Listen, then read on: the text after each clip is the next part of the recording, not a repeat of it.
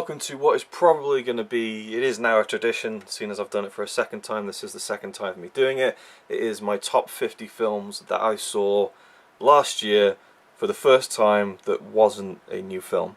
What I mean by that is that this is my top 50 films of 2015 that I saw in 2015 for the first time. So that's any film from 2014 back to the beginning of cinema itself. So I did this last year. It was a very long video, and I really enjoyed it. A lot of people seem to enjoy it, so I'm going to do another one. I've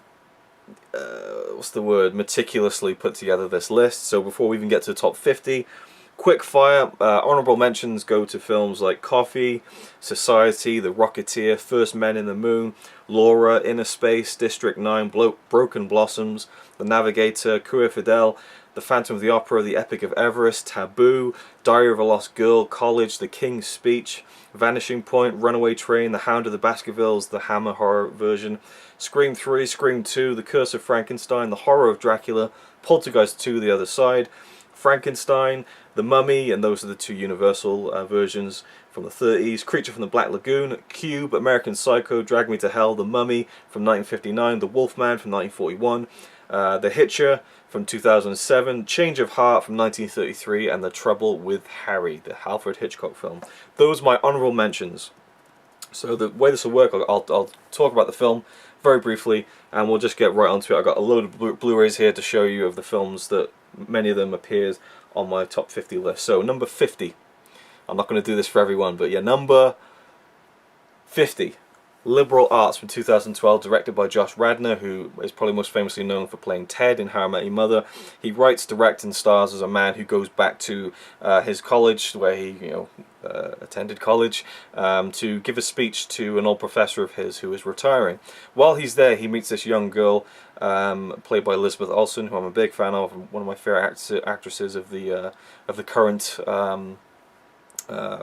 Hollywood industry, I guess. I don't know what other way to put it, but she's one of my favourite current actresses working right now, Elizabeth Olsen. She's just a great actress. She's been in some very good films, and she's really good in this film, and it's just a really sweet kind of romance, but there's a message behind it as well, and it's one that I always relate to, and that is that of nostalgia, and how going back to kind of repeat the past or try to relive the past can always work out differently than you think, and maybe what you thought about the past is not quite as rosy as you imagined it. And I really like that aspect of the film. Very well written, not a great film, but I really enjoyed it, and I gave that one an 8.5 out of 10, and I watched that on the 1st of July.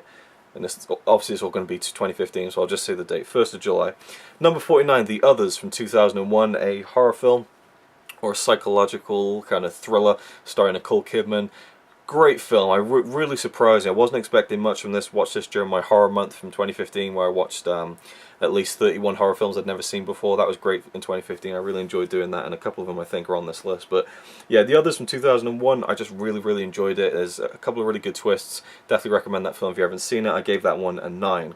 Number 48, Finding Vivian Maier. This is from 2014, a documentary. I watched this. I watched The Others on the 8th of October. I might start slacking here and forgetting the dates. I don't really need to do them, but what the hell. I noted the dates down, so I'm just going to say them. Finding Vivian Maier, number 48, I watched on the 25th of June. Also gave it a 9, and it's a brilliant documentary about this woman who took loads of pictures, and she was a nanny, just a stay-at-home nanny. She went from family to family, just again looking after the kids and stuff, and being a part of the family, I suppose. But she was kind of a recluse and kind of an odd woman, and she always had a camera with her, and she was always taking pictures, and she never showed anyone her pictures.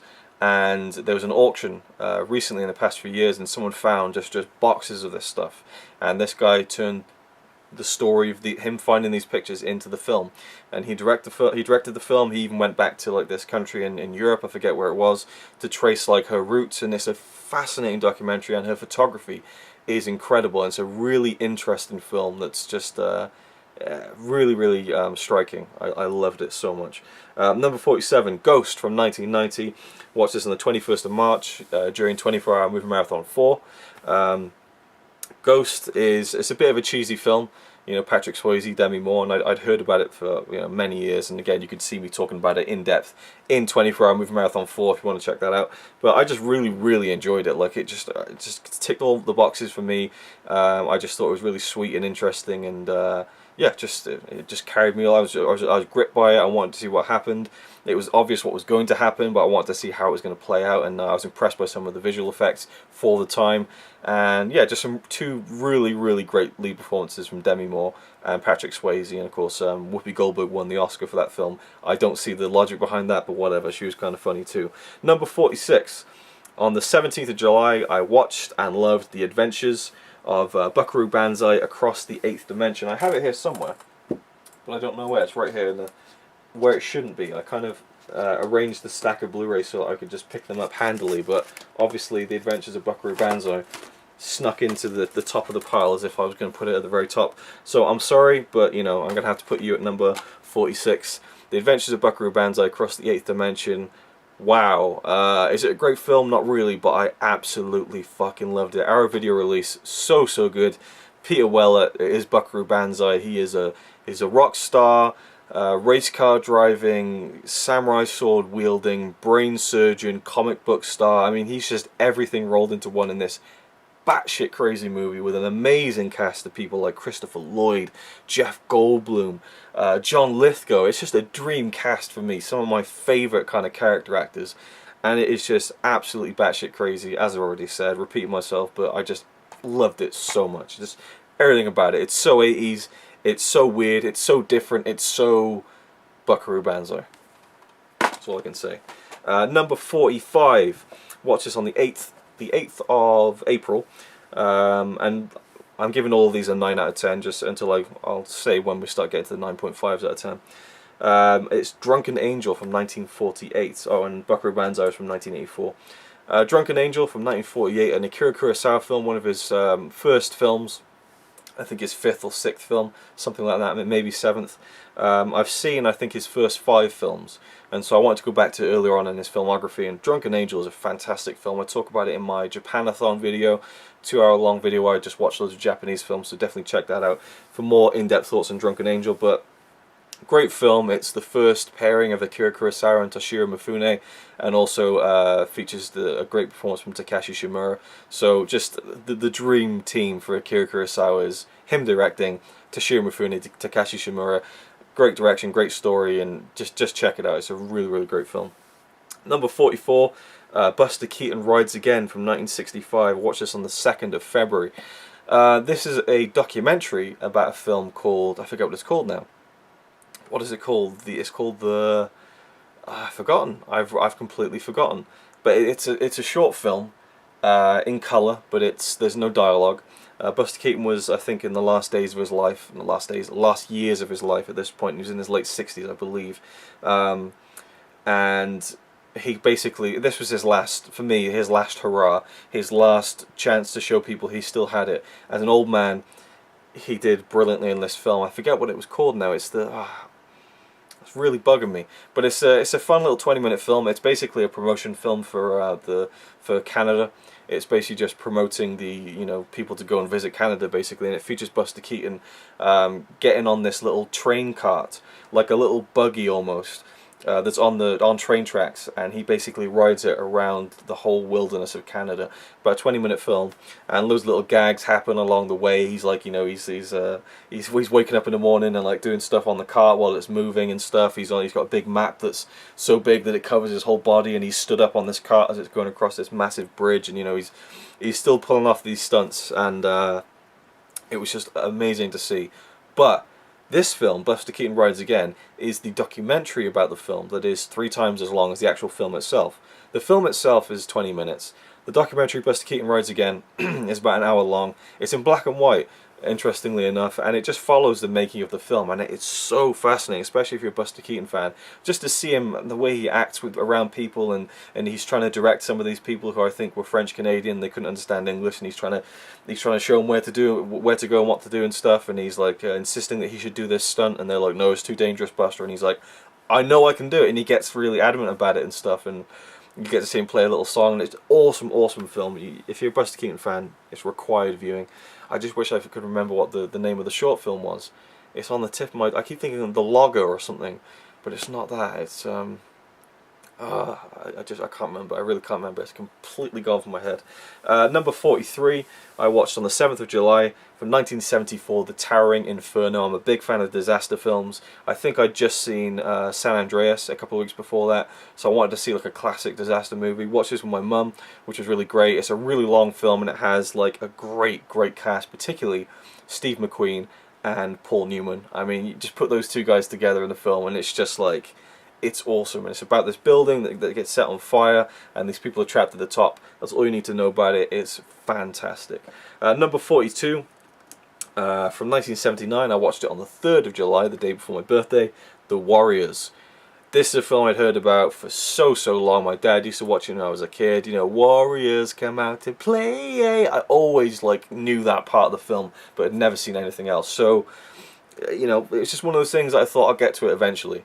And I got to it. I was over at my friend's house, Dan, and he said it was a great film. So we decided, after trying for ages to try and figure out what film we were going to watch that night. It was the day before we were going to go and have a wrestling match together, but we watched that and it was just fantastic. I loved everything about it, the music, the cool vibe, the street gang mentality. It just seemed like it was just so raw and gritty, and just like, it almost felt like a documentary, but at the same time there's this kind of hyper sense of reality at the same time. You know, there's some fight scenes with some slow motion shots that are just so much fun to watch. It's just it's just a blast from start to finish. And then I think the ending, to me, there's a really poignant moment there as well. So it's a great kind of cult 70s movie with a great soundtrack and just cool characters, you know, but there's a little bit of more meaning there as well, a little bit more depth than you might have expected from a film like that. Number 41, I watched this on the 21st of May. It is a film from 1928, The Cameraman, starring Buster Keaton. I watched this in the gym while on an exercise bike, and I think I went for about, I think the film's just over an hour, so I did like an hour of cardio while I was watching this film, and I was just gripped. There's a bit in it that I've read that Buster thought was the best part of the film, and I thought it was the worst part of the film. It's a scene in this changing room at a swimming pool where him and a man are in this cramped quarters, and they're trying to like get dressed, and they keep getting caught up and stuff. It just went far too long, and it just didn't work. And I thought, wow, this is a real shame it's not working. I'm a big fan of Buster, but this just ain't working. But the story itself is great, where Buster is in love with this girl who works at MGM Movie Studios, so he becomes a cameraman, even though that he just to basically, you know, get into good books and stuff. But the ending is so good. I mean, it brought it up so much. I mean, it's a solid film, but the last act is phenomenal. There's this bit with this pet monkey he's got. Well, not pet monkey, a monkey who kind of follows him around, I think, and this big shootout that he captures on the camera, and then a fantastic finale that is so sweet. It just had a big smile on my face, and probably looked like an idiot in the gym. Number 40, The Cabinet of Dr. Caligari from 1920, and I watched this on the 7th of September for my Silent Movie Marathon 2. You can go watch that 9-hour video if you want. I don't blame you if you don't want to, but it is up in separate installments as well, in 12 or 13 different acts, so it's a bit more manageable. But yeah, I talked about that more in depth in that video, obviously, but fantastic silent film. You know, I don't know if it's the height of, or just, I mean, one of the most iconic, what's the word? One of the most iconic examples of German, you know, expressionism in the 20s, and I guess this was filmed in 1919. But I mean, you know, the silent era and that really weird kind of like aesthetic of how a film looks. You know, the painted light on the sets, the skewed and distorted, you know, stairways and windows and buildings, and just very uncomfortable to watch, but it's a very engrossing watch at the same time, and a fantastic framing device in this film as well. Definitely recommend The Cabinet of Dr. Caligari, a classic for sure. And that one I gave a 9.5 out of 10, so now we're moving into 9.5s out of 10. Number 39, The Ten Commandments from 1956. I watched this on the 24th of September with my mum. We'd watched the previous epic last year, which I'll get to later on. I want to watch another one, and so we watched this one, The Ten Commandments, with Charlton Heston and Yul Brynner.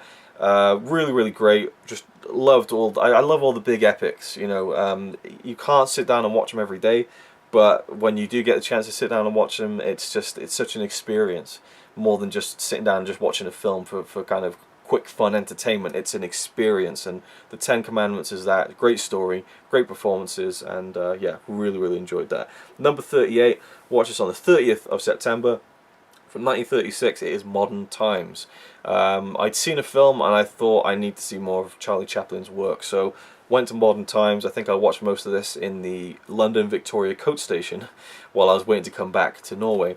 And it's a great film. It has mixes of sound. It's basically a silent film, and it's interesting how Chaplin was holding on to the last vestiges of the silent era in 1936. You know, what, 8-9 years after the advent of sound and talkies had come around, he was still going for that silent aesthetic with the film, and it really works. It's a fantastic movie and has a great little kind of message there as well, and I really enjoyed it. Number 37, watched this on the 14th of June, from 1940, is Rebecca. This is a great Alfred Hitchcock film that's, I don't want to spoil things, but I love how the title of the film plays into the film, and how it's just very interesting, and I don't want to spoil anything about it, but definitely check it out. I think it's Robbie Webster's favourite Alfred Hitchcock film, so that's why I checked it out, and I loved it. A great mystery, a great atmosphere to it, and great performances too. Number 36, on the 23rd of September, I went to 1931's City Lights, another Charlie Chaplin film. This one was great as well. I don't know which I prefer out of City Lights and Modern Times. They both kind of bleed over a little bit, but I think City Lights takes it. Obviously, it's higher on the list. It just pips it to the post for me. I'm not even sure why, but there's just something very funny about one of the main parts of the film that keeps happening over and over again, where this very rich man is always drunk, and when he meets Charlie Chaplin's character, he's like, "Come on, you're my best friend," and he gives him money and stuff. But when he's sober, he forgets who he is, and you know, I just loved how that played out, and then also the central kind of love interest in the film, I really thought was a sweet story that panned out really well to the final moment of the film. Number 35. On the 27th of July, I watched Tape from 2001. This is one of Richard Linklater's films, and it's kind of an experimental film. It was all shot on, I think, mini DV. At least it was shot on digital tape, so not on film, and it has a very realistic feel and kind of a loose feel, and it all takes place in one room, and it's all in real time as well. And it stars Ethan Hawke. I forget the other guy's name now. It's really going to bother me. Damn, he played Wilson in the series House, and he was in, of course, Dead Poets Society with Ethan Hawke. I've forgotten his bloody name. It's Sean something, I want to say, but anyway, it's basically these two guys in this hotel room just talking, and there's basically more of the story keeps coming out. It keeps unfolding, and Ethan Hawke keeps pushing it, and then Uma Thurman comes into the film in the third act, and I thought there was a couple of bits that I just thought, I'm not sure about, but the rest of it I was just like, is this a train wreck or is this a masterpiece? You know, there's something so entertaining and gripping about it when they really shouldn't be, and I think that takes a lot of skill, and I really loved it. Number 34, on the 17th of October, part of my horror month, Let the Right One In from 2008, the original. I'd seen the American remake Let Me In, I think directed by Matt Reeves and starring Chloe Grace Moretz as the lead character, I guess, the girl. And so I thought it was only right to go and check out the Swedish original. And I have to say, I might kind of prefer the remake. I don't know, is that blasphemy? But it is an amazing film. And I think if I go back and rewatch Let Me In, I would say that this one is the best film. It's just so well done. A great Swedish film, and from what I understand from Jolly Studio One, it's a rare Swedish film. I think he was saying that it was surprising to see a Swedish film be that good. I can't speak to that. I haven't seen many Swedish films, but I thought it was phenomenal, and you should definitely check it out. Number 33, on the 21st of March, 1987's Good Morning Vietnam. Watch that in 24-hour movie marathon 4. You can go check out more thoughts about that in that video. I'll just leave links to all the marathons I've done below this video so you can see more thoughts on all these films. But great Robin Williams film, but also I think one of the best war films I've seen. Even though it's a comedy, there's a sequence in it that you know, a lot of people have done it before. You know, the off-putting juxtaposition of an upbeat or happy song with devastating images, but it's done almost to perfection in this film, and I love the poignant feeling that you got after the film was finished. Number 32, on the 20th of October, I watched Misery from 1990. I'd seen bits of it over the years, never from start to finish. What a film, fantastic performances from Kathy Bates, who won the Oscar, I believe, in her first film role, and James Caan, who plays a writer. who is kidnapped by this woman who is a big fan of his work and wants him to rewrite the last book in his series because she doesn't like what happens with the characters. And it's a very sinister film. There's a lot of funny moments in it. I love how it dances between that, the funny and the dark, and just a great thrilling suspense film. Just so good. Number 31. From 1954, a film I watched on the 13th of April as part of my Japanathon. It is 1954's Sanchu Dayu, or Sancho the Bailiff, from, I believe, Mizoguchi. Yes, Kenji Mizoguchi, of course. Brilliant film, absolutely brilliant film about basically a brother and a sister and their very trying journey throughout kind of childhood to adulthood.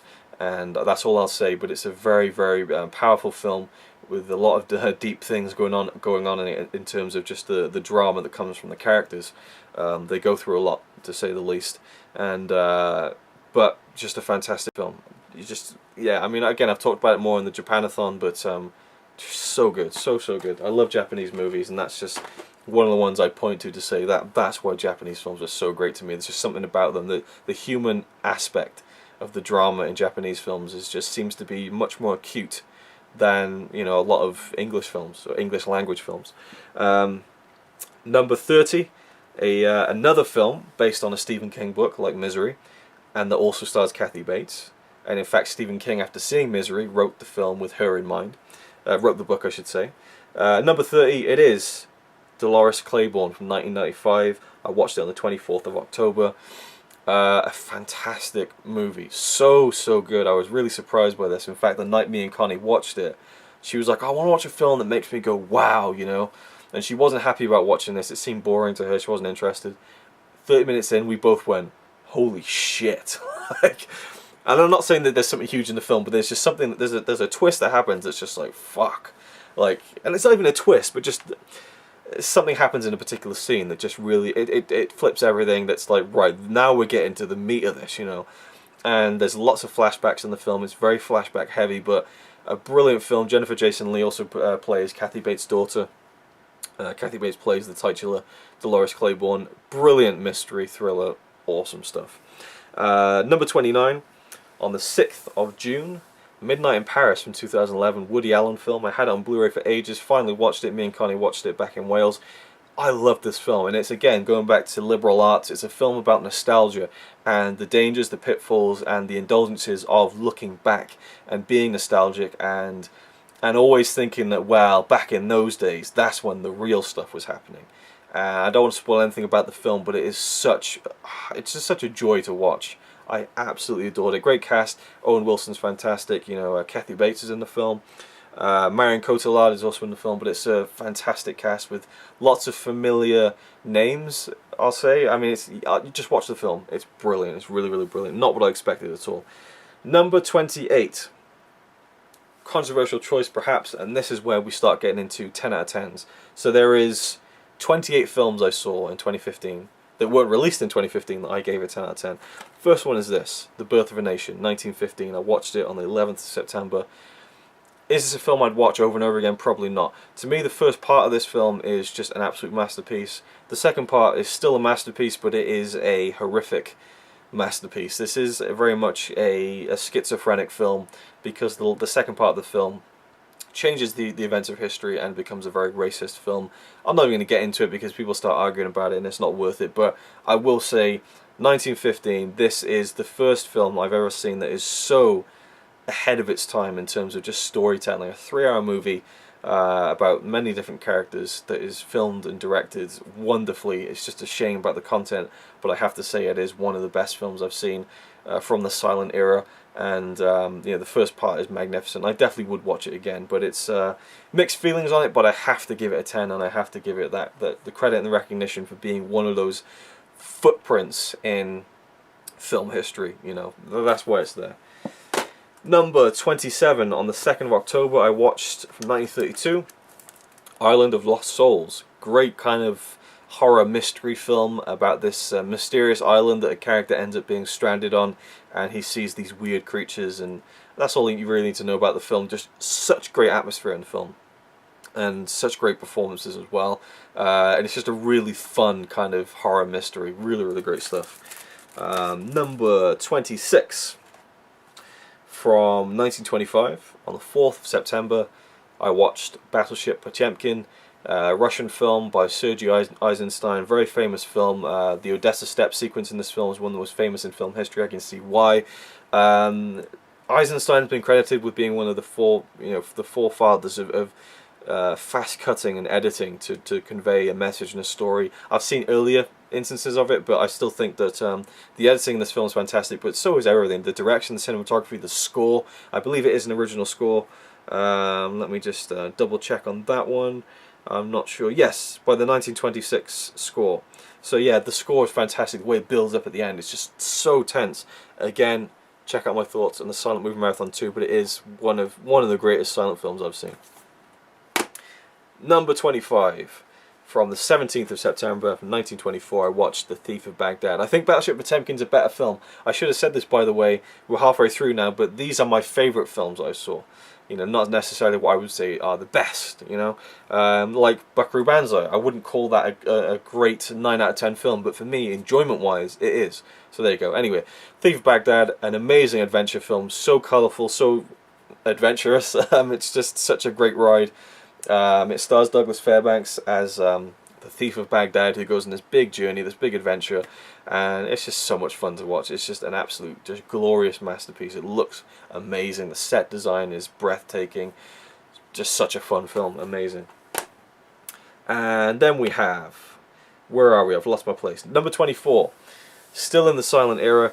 The 22nd of April, I watched The Circus from 1928, one of Charlie Chaplin's films. It might be my favourite Chaplin silent film, perhaps. I'm not sure. Oh no, it's not, because I got someone else on the list that's higher, so I guess not. But it is brilliant. I was not expecting the ending. The ending blew me away. I watched this one in the gym as well while I was on the treadmill for over an hour watching this film, and it's some brilliant stuff in it. Chaplin basically inadvertently kind of stumbles into a job at the circus, and he becomes basically the star of the show. When he's just running away from people and falling over, and he doesn't realize he's the star of the show. Very, very good film, nice romance, and just the ending just made it a 10 out of 10 for me, because it was just so good. Number 23, The Invisible Man from 1933, and I watched this on the 4th of October. Really surprised me. It's just such a flawless movie. It is so good about this guy who is invisible. He's made himself this way. He was a scientist, and he's trying to figure out a formula to get himself back to normal, but it's turning him slowly insane. And we have this performance, I forget the guy's name, I want to say Claude something. You know, this guy, he's seen in the film, in terms of his body, for about 20 seconds. For the whole film, you don't see him act at all. You hear his voice, and it's all the visual effect. And his voice is so good. I mean, just to carry a film like that with your voice, I think, was really impressive. And he just has such a commanding presence with his voice, in terms of when he's being serious and straight with someone, but also when he's just absolutely lost his mind with insanity and he's just laughing insanely. It's such a great insane laugh. You know, you have the great kind of mad laughs in cinema history, and this one is one of the best, I think. And what my favourite Universal monster film that I've seen. Just so like fun. The visual effects were amazing as well for 1933, I think it was. Like, I mean, just wow, just stunning. Number 22, from 1924. Watched this on the 14th of September. The Great White Silence, one of the best documentaries I've ever seen. It is about the, I think, 1910. Let me just check if it says on the back. I really am not sure. I think it was 1910 to 1912, something like that. It might say on the front. No, but it was the official record of Captain Scott's heroic journey to the South Pole. A fantastic documentary about, again, going back to 1910, and you see all this amazing footage from the South Pole by Herbert Ponting. It's just a brilliant film. I can't recommend it enough. Again, more thoughts in my Silent Movie Marathon 2. Next we have number 19, Dances with Wolves from 1990. Watched this on the 23rd of March during my 24-hour movie marathon 4. I'm going to keep doing that. Loved this film. Wow, I was really surprised. Was it Kevin Costner, is it? He directed the film, he starred in the film. It was just like, oh, just a masterpiece. So good. I mean, I can see people really finding it boring or not interesting, or maybe a bit too cliche or whatever, but I was all in on Dances with Wolves. Loved it from start to finish. Just an amazing movie. Number 18, on the 22nd of February, I watched, and I still have a review of this that I haven't posted yet or edited yet, from 1995, David Fincher's Seven. Yes, I hadn't seen Seven until 2015. I don't know what's wrong with me, but it was the 20th anniversary, so it felt like a good time to watch it. Wow, what a great kind of murder mystery thriller.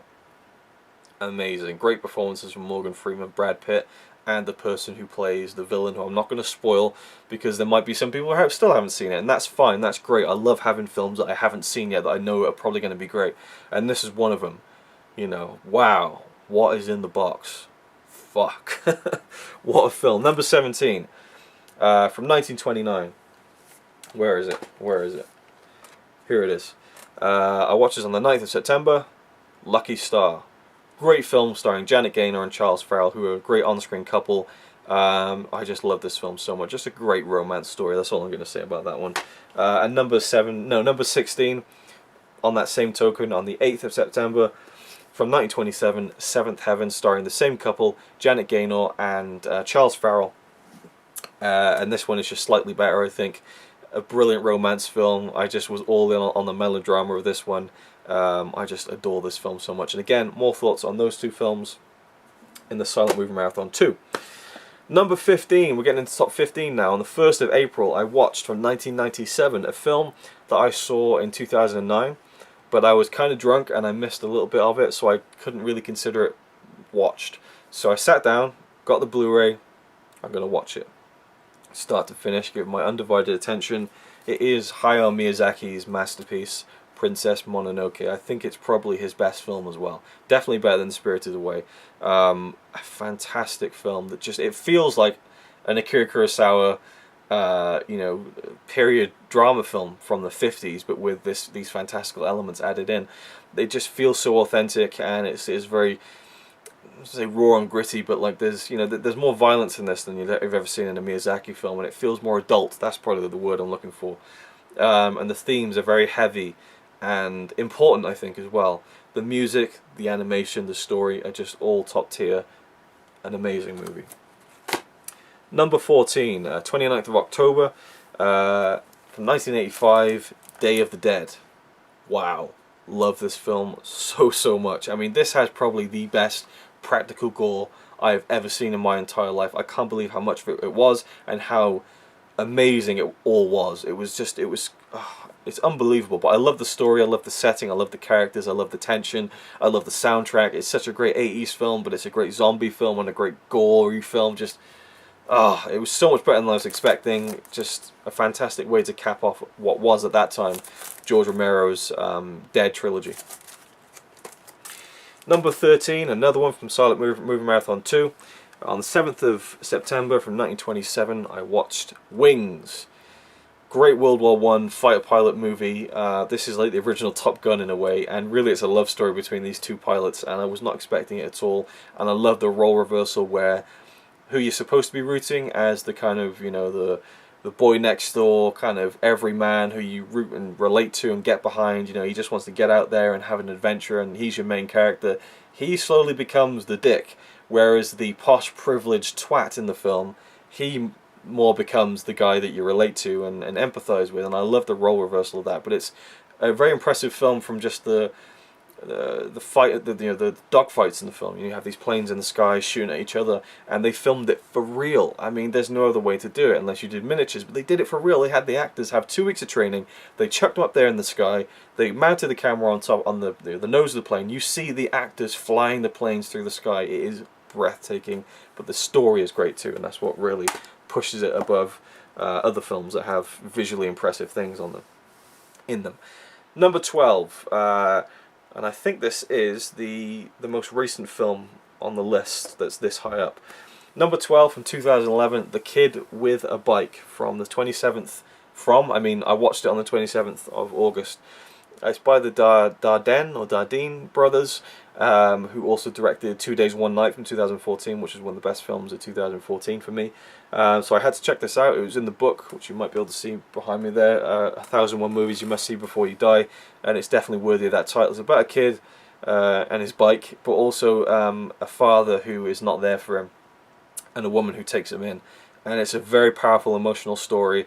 I love the realism of it. I love that kind of French realism feel that I get from some of these films that I watch, including 2 Days, One Night, and it was very much the same kind of tone, but fantastic performances, just an amazing movie. I really, really it was just, it really surprised me and was so much better than I could have hoped.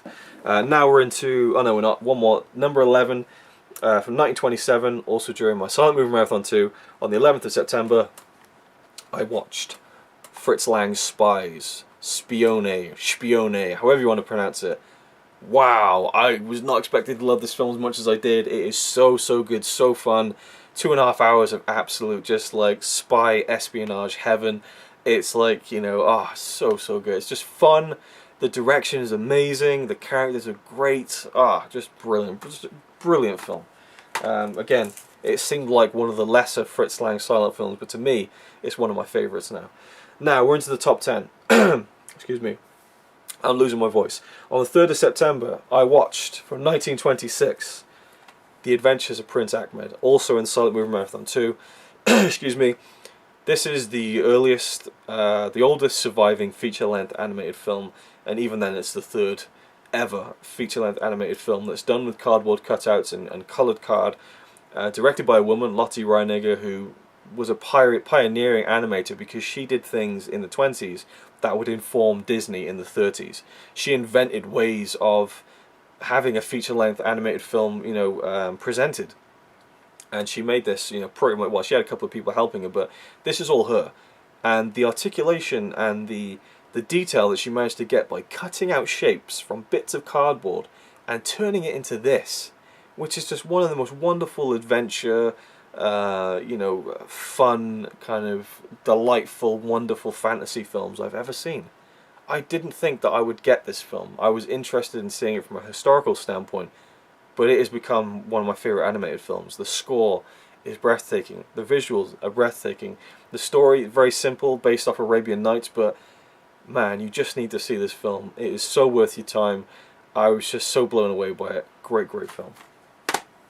Number 9, Grave of the Fireflies from 1988. I am losing my bloody voice. I watched this on the 2nd of March.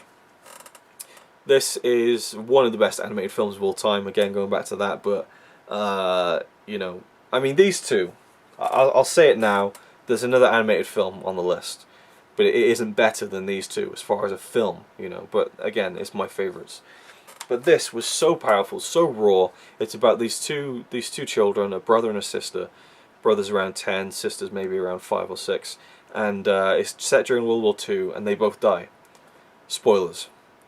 Well, it's not a spoiler, because the film opens with them dead, right? So, you know they're dead, and then you see how they die. It is a gut-wrenching film, it is a heartbreaking film, but it is a beautiful film. And again, one of the best war films I've ever seen, because it's one of those films that isn't about war and explosions and soldiers and legs coming off and stuff. It's about the people outside of the trenches and how it affects their lives. That is so poignant, and it really puts it into perspective. Again, with a film like this, you've got these kids in Japan, so obviously I'm not relating to it as someone from the UK, but you can just put yourself in those shoes, and it is a horrifying thought.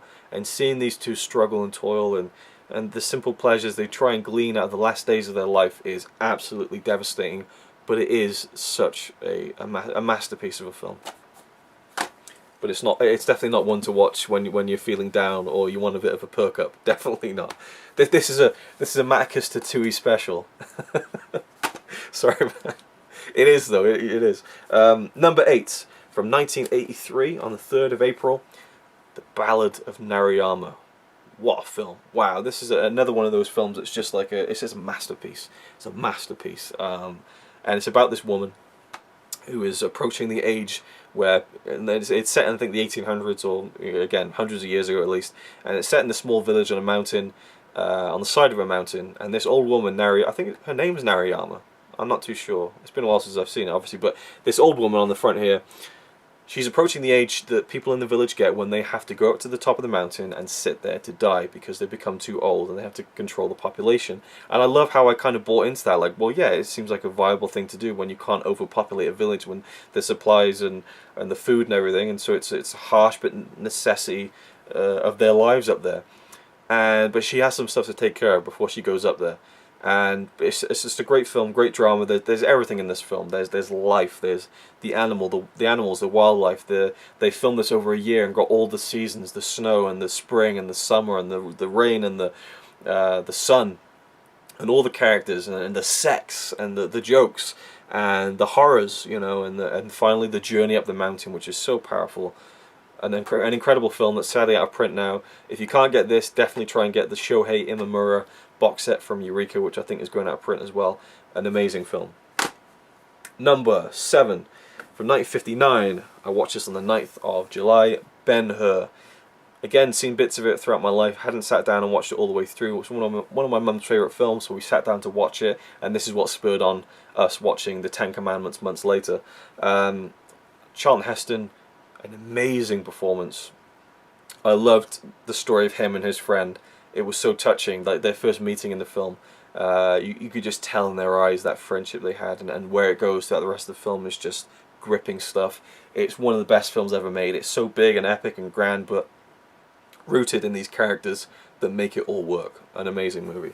Number 6, from 1962, a film I watched on the 22nd of March. Do I have it here? I don't see it. Here it is. Yeah, watched it on the 22nd of March from 1962, Harakiri, directed by Masaki Kobayashi and starring Tatsuya Nakadai, who is one of the best actors I've ever seen work on the screen.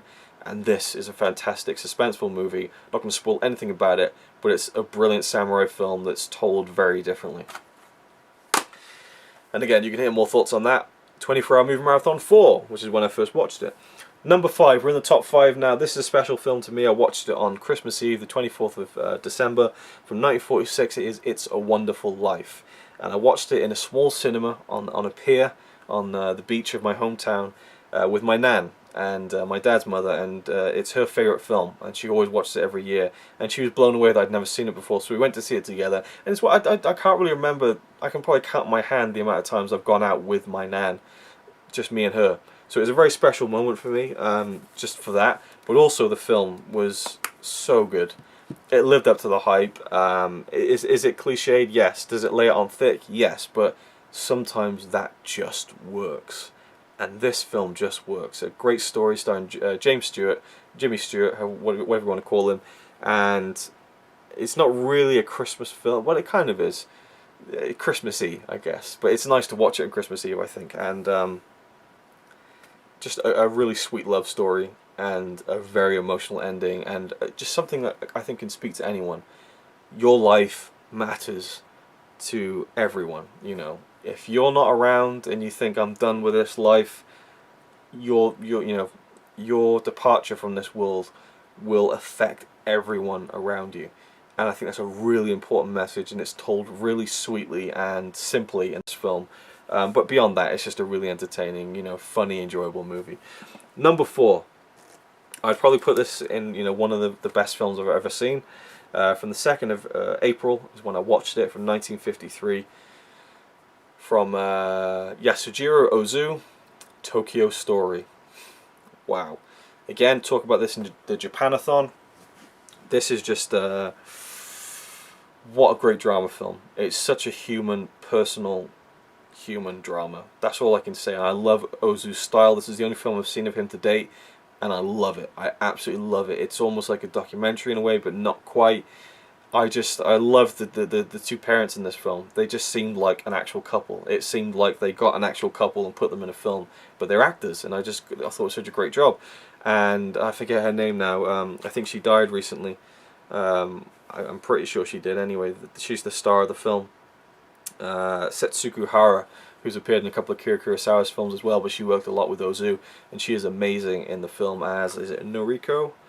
No, it doesn't say. I don't know why, but Noriko seemed to pop up in my head. But either way, she plays a character in the film who is a very vital part, I think, and I don't want to say anything about it. You just got to see this. If you love drama films, it's just about human emotions and the way we deal with other people in our families and taking people for granted and appreciating people on that same token.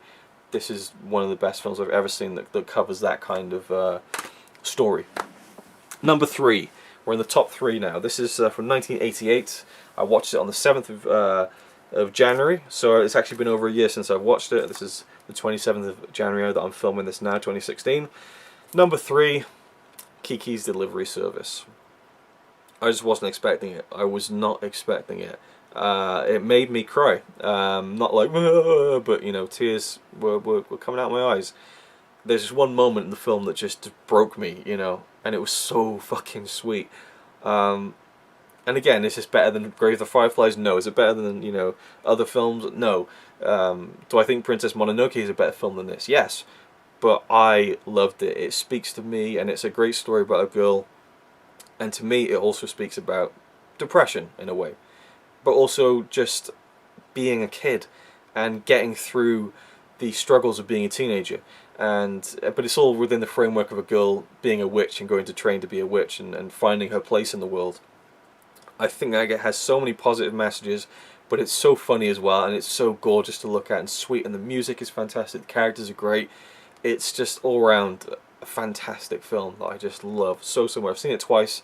I watched it again last year, had to see it again, and it was even better. It was even better, and I felt more justified and vindicated in giving it a 10 out of 10, in calling it one of my favourite films, when I read that Akira Kurosawa, not long before he died, I guess, did a list of his top 100 favourite films. He didn't list this, he listed My Neighbor Totoro, but he also said that he liked Miyazaki's films, and that Kiki's Delivery Service made him weep. And I know exactly what he means. Number 2, from 1959, 1960 and 1961, a film that I watched from the 4th to the 6th of April, The Human Condition. By Masaaki Kobayashi, an epic trilogy that is basically one long film, Human Condition 1, 2 and 3, and it follows a character played by Tatsuya Nakadai through the war, the Second World War, and each film is different, but it's all this one big narrative, and it is one of the biggest films I've ever seen. It's the definition of a masterpiece to me. It held my attention for 9.5, 10 hours over 3 days. I really want a Blu-ray release of this. I hope Massive Cinema do it, or Criterion. I need this film on Blu-ray. I've talked about it to death in the Japanathon, so go check that out if you want to hear more about it. But for me, The Human Condition, one of the greatest pieces of work I've ever seen on film. Now we get to number 1. For me, my favourite film that I saw for the first time in 2015, that wasn't released in 2015. On the 20th of September was when I watched it. From 1952, I recently got it on Blu-ray. Charlie Chaplin's Limelight. And I'll be talking about it more. I'll give it away spoilers in 24-Hour Movie Marathon 5, so you can look forward to that. But briefly, this was a film that I just felt like it just rocked me to my core, and just touched me and moved me, and I loved it. And the performances are amazing from Charles Chaplin and Claire Bloom. I believe it's Claire Bloom who was the lead actress in the film. Yes, Claire Bloom.